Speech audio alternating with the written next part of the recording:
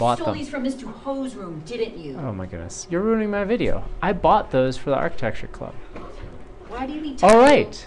paintbrushes? This is exactly what we needed. Marcia has $84, less than 3 times as much as Sue. So the first thing I'm going to do here is I'm going to reread that equation, or that sentence, and I'm going to turn it into a mathematical equation. So it says, Marcia, no, I'm not using those paintbrushes, and yes, you may borrow them as long as you return them clean. Has means equals. Yemma is stealing my crap. $84 less than 3 times a number. So 3 times as much as Sue.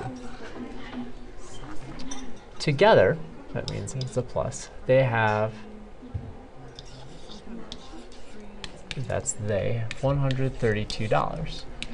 All right, so now, again, we need to figure out which way to solve a system would make more sense. We can graph it, which I'm not going to do, which is obviously a lot of extra work, or I can solve it using substitution or the multiplication and addition method.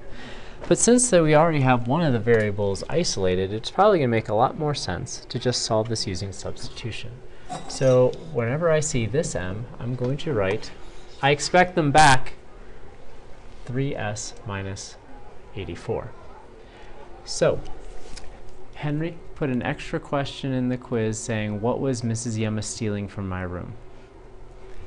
So we have s plus, and instead of m, I have 3s minus 84 is equal to 132. So let's see. S plus 3s is 4s minus 84 is equal to 132. So let's add 84 to both sides. So I get 4s is equal to 216, I hope. So I divide both sides by 4, and I get that Sue has a grand total of $54.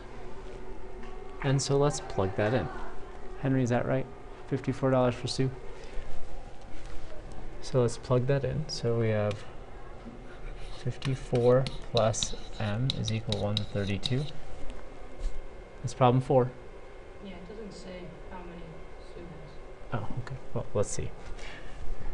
So then we'll subtract 54. Have to borrow. So that's 8. So,